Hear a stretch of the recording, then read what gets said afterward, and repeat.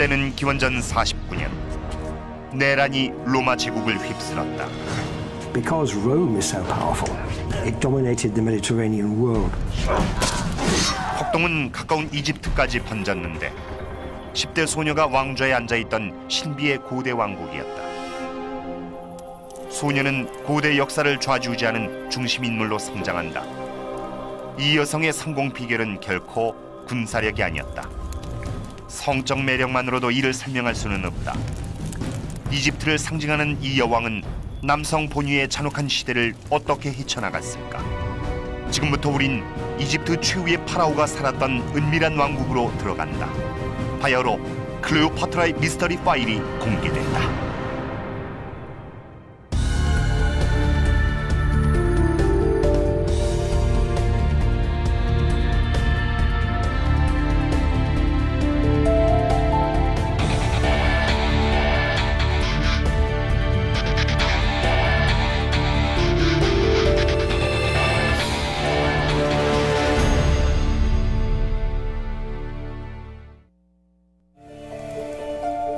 클레오파트라 여왕의 애정사는 2000년에 걸쳐 무수한 그림과 희곡, 영화에 영감을 부여했다.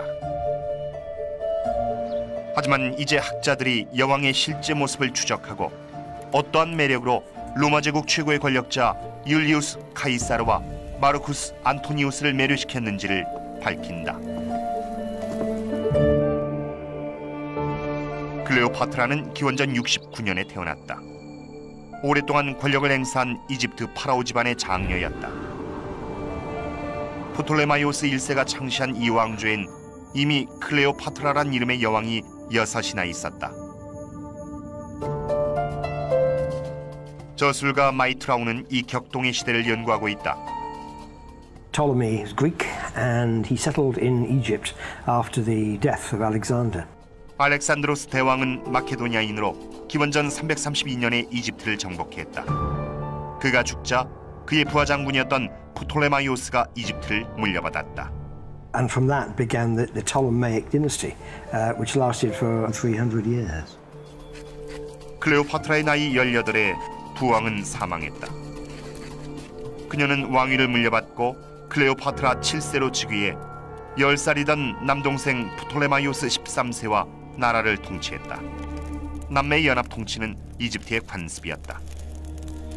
크리스토퍼 스나이더 박사는 고대 이집트와 로마 왕조의 전문가다. Cleopatra was set up as a consort for her brother Ptolemy, and that is tradition, Egyptian tradition, that it was a way to keep this divine blood within the royal family. 데비 찰리스 박사에게 프톨레마이오스 왕가의 위태로운 운명에 대해 들어본다.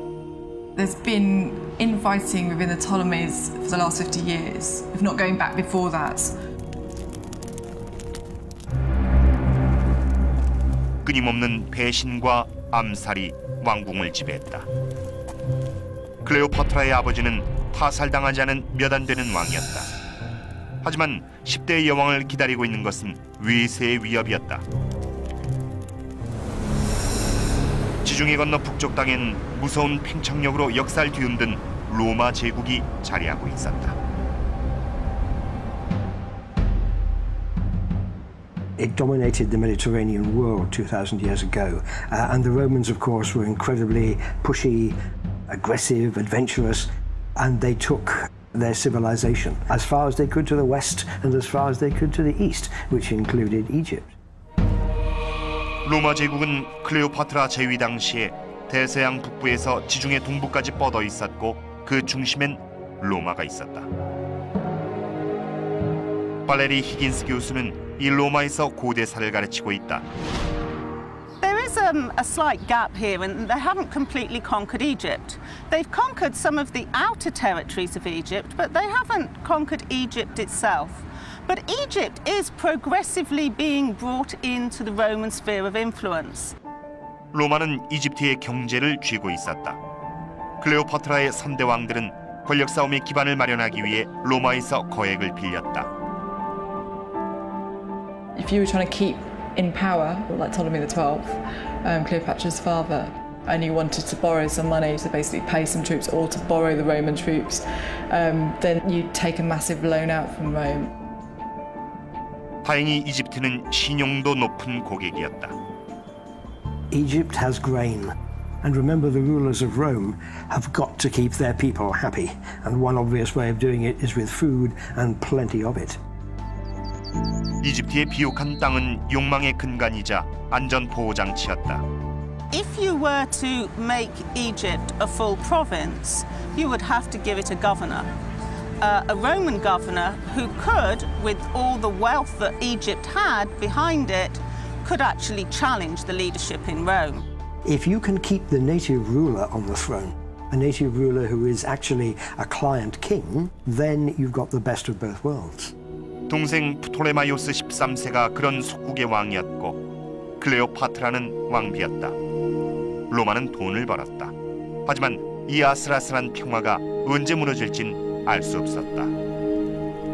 There had been meetings in the Senate about whether Rome should take over Egypt. 클레오파트라가 즉위하고 불과 3년 만에 이집트의 권력 다툼이 심화되자 로마의 절대 권력자 율리우스 카이사르는 개입의 빌미를 얻게 됐다. Ptolemy XIII had advisors who kind of instigated a rebellion or a disagreement between the two, and Cleopatra was kicked out. 클레오파트라는 목숨을 구했지만 망명을 택해야 했다. 카이사르는 여왕과 동생의 불화를 중재한다는 명목으로 군대를 이끌고 이집트에 입성했다. 퇴위된 여왕은 카이사르를 자기 편으로 돌리는데 마지막 희망을 걸었다. 하지만 클레오파트라에겐 카이사르에게 내줄 만한 것이 오직 한 가지밖에 없었다. 바로 그녀 자신이었다. 팻 브라운은 클레오파트라의 삶과 죽음을 연구해왔다. So the story goes that in order to meet Julius Caesar, she was put into a carpet and rolled up, and they carried her into the palace and then unrolled this in front of Julius Caesar, and out came Cleopatra.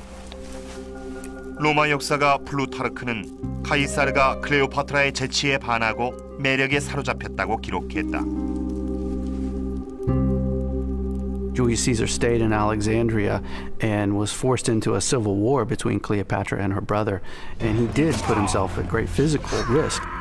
And many of his friends were wondering why he was involved in this sort of local conflict. 카이사르는 내란에 본격적으로 개입했고 그의 군대는 이집트 군대와 교전했다.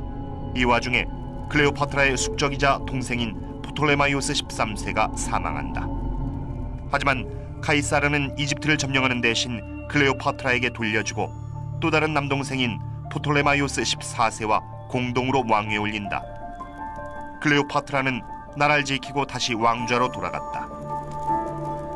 막강한 절대 권력자에게서 나라를 지켜낸 비법은 여전히 역사학자들의 수수께끼로 남아있다.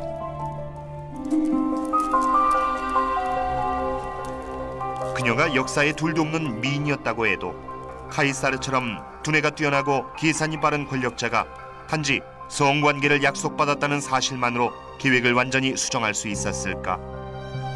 이는 귀중한 영토와 정치적 입지를 포기하는 것은 물론 목숨까지도 내놓는 결정이었다.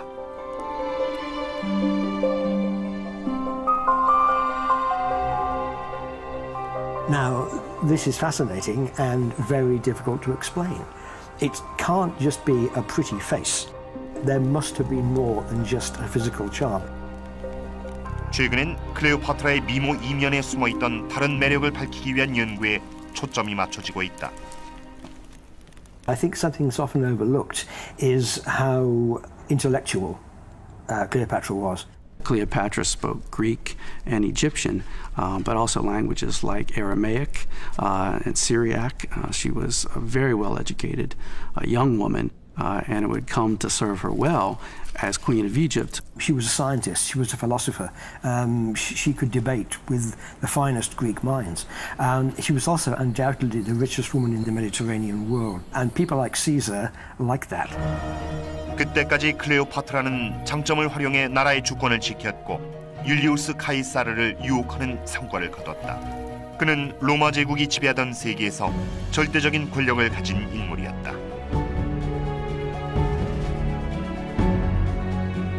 하지만 카이사르는 큰 성공으로 인해 몰락의 길로 내려앉는다. 로마 공화정은 군주제를 강력하게 배척했는데 카이사르의 통치는 왕권 정치와 너무나 닮아 있었다. 로마인들은 폭군을 몰아내기로 결정했다. 기원전 44년 3월 15일 카이사르가 암살당한다.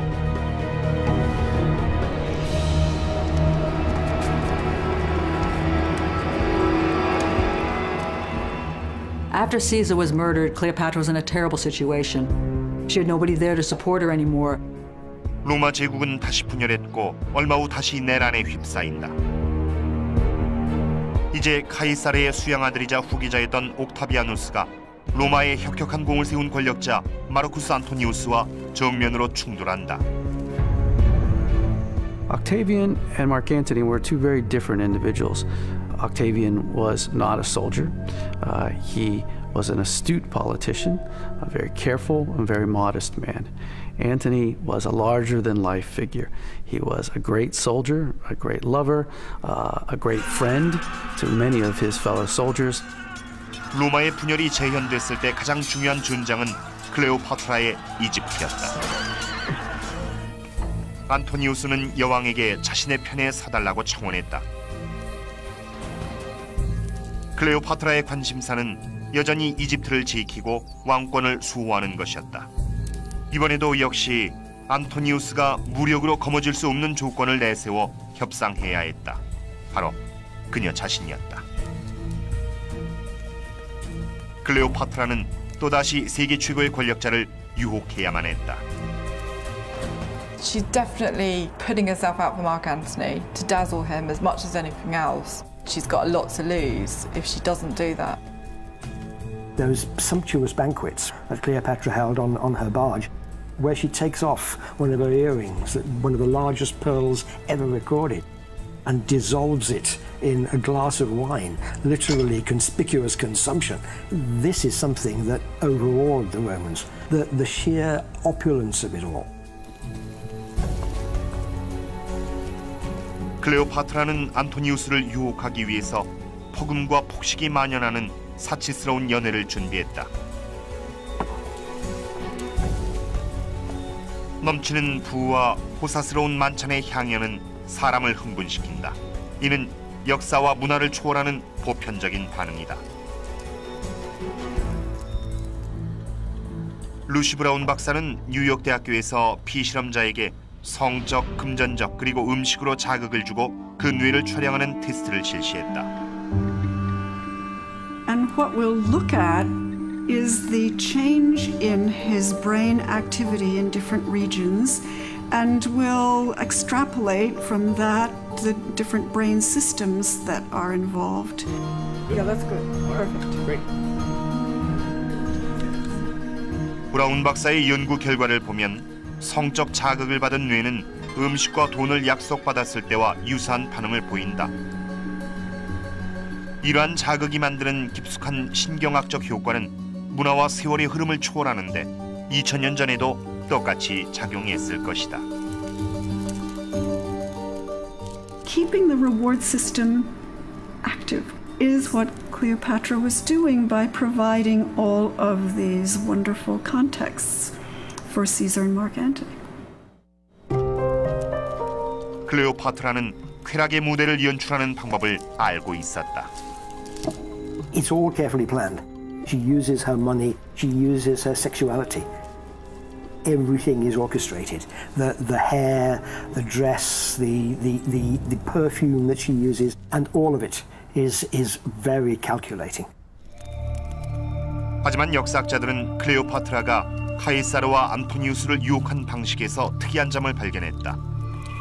마법의 매력을 지닌 동쪽의 요불한 것이 그녀의 대표적인 이미지다. 로마인도 이집트인들처럼 파라오가 인간의 형상을 한 신이라고 믿는 것이 가능했을까?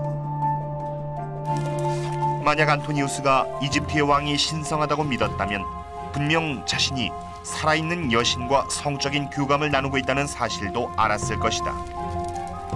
They believed in gods and goddesses. They were real. 로마인은 신의 가호를 얻기 위해 정기적으로 의식을 올렸다. And here we have an Egyptian society with tremendously powerful gods who have been around forever, it seems. 당시의 이집트는 이미 찬란한 고대 문명을 이룩한 나라였다. 당시의 로마인은 현대인의 시선으로 이집트를 바라봤고 피라미드 건축을 신비하게 여겼다. 이 수십억 톤의 구조물은 로마인들에게도 불가사의로 받아들여졌던 것이다. 신앙심이 깊었던 당대 로마인들은 이집트의 신비한 역사와 클레오파트라 여왕을 수호해주는 이국의 신들을 경외했을 것이다. We think in terms of hawk heads and crocodile deities. They are frightening. There is that kind of supernatural malevolence somehow, I think, from Egypt. 로마인에게 이집트는 신비하고 이국적이며 두려운 나라였다. I think it was scary. I think we have to imagine that most people in the ancient world were what today we would call superstitious. 플루타르크는 클레오파트라가 안토니우스에게 스스로를 선물하면서 그의 신앙을 조종했다고 기록했다. She appears before him as the female goddesses of both Egypt and Greece. Isis, who's the goddess of fertility, the greatest goddess in the Egyptian mythology, is fused with Aphrodite, the goddess of love. 일박자들은 이것이 성적 환상을 위한 역할극이 아니라 안토니우스가 클레오파트라를 초자연적 존재로 바라보는 계기가 됐다고 주장한다. 로마인의 심리적 종교적 태도 깊은 곳에서 그 증거가 발견된다.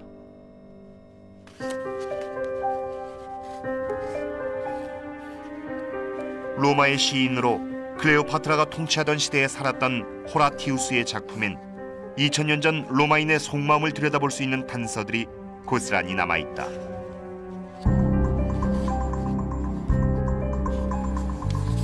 라틴어 학자 폴 그윈 박사는 클레오파트라의 안토니우스 유혹 장면을 묘사한 호라티우스의 시를 연구하고 있다.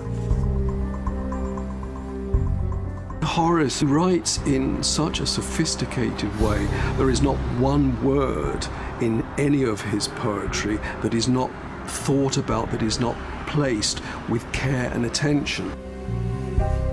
그윈 박사는 클레오파트라를 묘사하기 위해 신중하게 고른 몇 개의 단어를 찾아냈다. We see her as, in the very center of the poem, a fatale monstrum. Now, how you translate the word fatale monstrum is always difficult. Both the words separately have religious connotations. Fatale means death-dealing, fatal in the sense that it's fateful. Monstrum is something to be admired and wary of, and also at the same time a monster, something that's out of the ordinary. 호라티우스는 클레오파트라를 몬스트룸이라고 표현했다.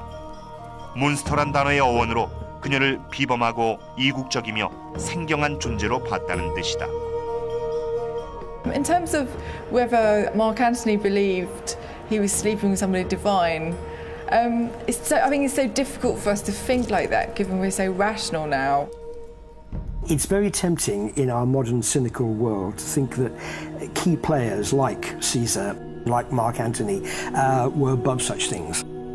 That they were actually very hard-bitten, very cynical, very clever, and merely paying lip service to all that. I don't think that's true. I think that's to misunderstand what the ancient world is all about. They were brought up to know nothing else.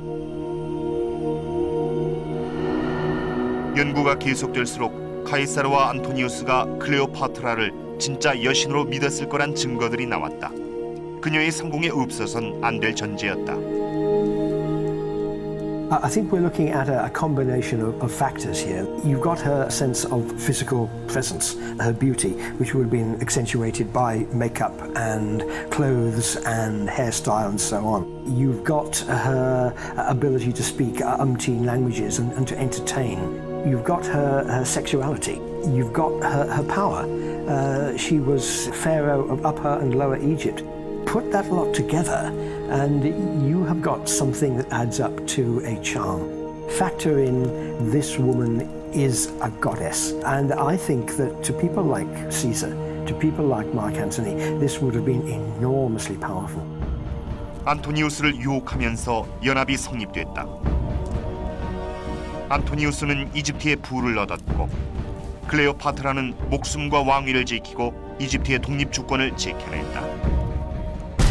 이집트의 부와 식량을 기반으로 클레오파트라와 안토니우스의 연합군대는 한동안 적 옥타비아누스의 군대를 저지할 수 있었다.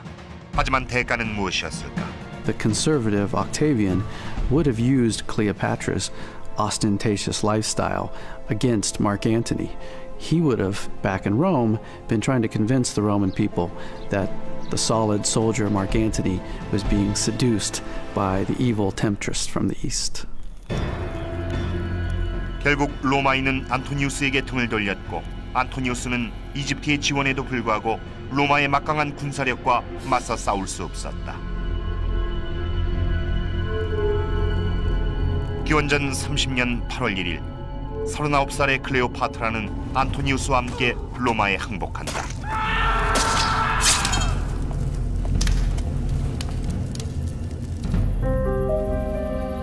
안토니우스와 클레오파트라는 옥타비아누스에 잡혀 로마로 압송되는 대신 자살을 선택한다.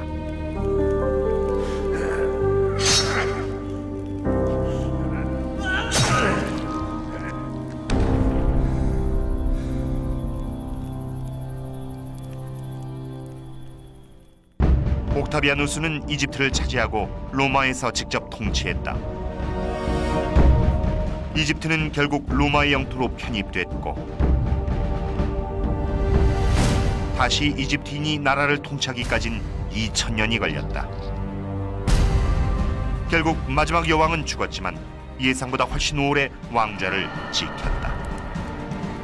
Having both Julius Caesar and Mark Antony as lovers enabled Cleopatra to both hold on to power and to extend her power for many years beyond what any Egyptian woman perhaps had ever done. 클레오파트라는 세상을 떠났지만 로마인들에게 남긴 인상은 너무나 강렬했다. 점령한 적국의 이미지를 지우는 것은 고대 사회의 전통이다. 그리스의 작가 플루타르크는 옥타비아누스가 안토니우스의 동상은 파괴하라고 명령했지만 클레오파트라의 동상은 남겨두도록 했다고 적고 있다. 옥타비아누스는 이집트의 약탈품을 챙기고 클레오파트라 초상을 요란하게 장식한 뒤 승전보를 울리며 로마 곳곳을 행진했다.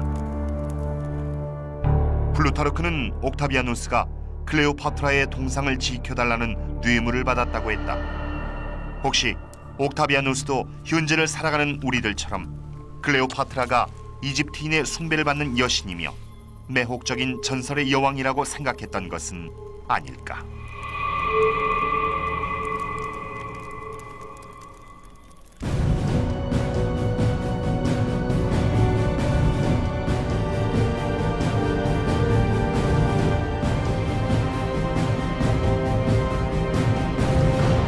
적 매력만으로도 이를 설명할 수는 없다. 이집트를 상징하는 이 여왕은 남성 본위의 잔혹한 시대를 어떻게 헤쳐나갔을까? 지금부터 우린 이집트 최후의 파라오가 살았던 은밀한 왕국으로 들어간다. 바야흐로 클레오파트라의 미스터리 파일이 공개된다.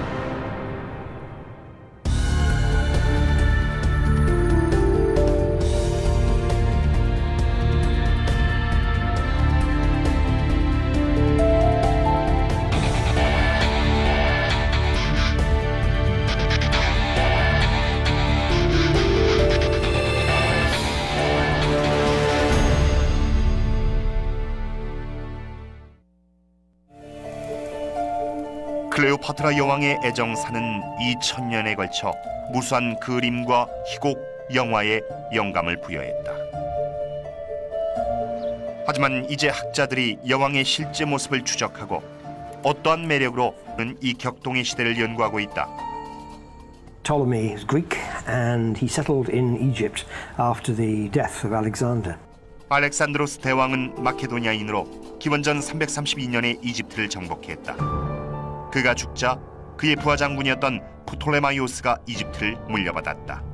And from that began the Ptolemaic dynasty, which lasted for 300 years. 클레오파트라의 나이 18에 부왕은 사망했다. 로마 제국 최고의 권력자 율리우스 카이사르와 마르쿠스 안토니우스를 매료시켰는지를 밝힌다. 클레오파트라는 기원전 69년에 태어났다. 오랫동안 권력을 행사한 이집트 파라오 집안의 장녀였다. 프톨레마이오스 1세가 창시한 이 왕조엔 이미 클레오파트라란 이름의 여왕이 6이나 있었다. 저술가 마이트라우는 때는 기원전 49년 내란이 로마 제국을 휩쓸었다. Because Rome is so powerful, it dominated the Mediterranean world. 폭동은 가까운 이집트까지 번졌는데 10대 소녀가 왕좌에 앉아있던 신비의 고대 왕국이었다. 소녀는 고대 역사를 좌지우지하는 중심인물로 성장한다. 이 여성의 성공 비결은 결코 군사력이 아니었다.